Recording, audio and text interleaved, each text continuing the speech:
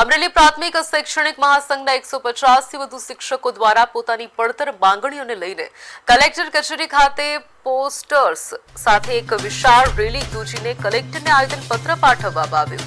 શિક્ષકોએ વર્ષ 2010 પહેલા નિયુક્ત થયેલા તમામ શિક્ષકોના સેવા હિતોની સુરક્ષા માટે સરકાર તાત્કાલિક હસ્તક્ષેપ કરે તેવી ભારપૂર્વક માંગ કરી છે।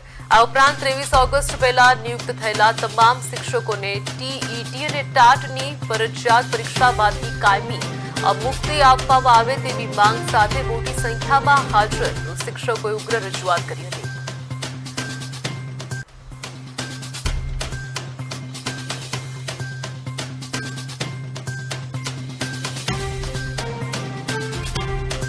અમને ટેટમાંથી શિક્ષકોને મુક્તિ આપી અને સ્વસ્થ રીતે શિક્ષકો પોતાનું કામ કરી અને ભારતને ઉન્નત વિચારોથી તંદુરસ્ત સમાજના રાષ્ટ્ર નિર્માણમાં અમને સહયોગ આપે અને અમારી લાગણીને માગણીને સ્વીકારે। પ્રધાનમંત્રીશ્રીને વિનંતી, લાગણી અને માગણી એવી છે કે સંસદની અંદર કાયદો અધ્યાદેશ લાવી આમાં શિક્ષકોને ટેટમાંથી મુક્તિ અપાવી શકે એ પ્રકારે અમારી માનનીય પ્રધાનમંત્રી અને સંસદને લાગણી અને માગણી કરી રહ્યા છે।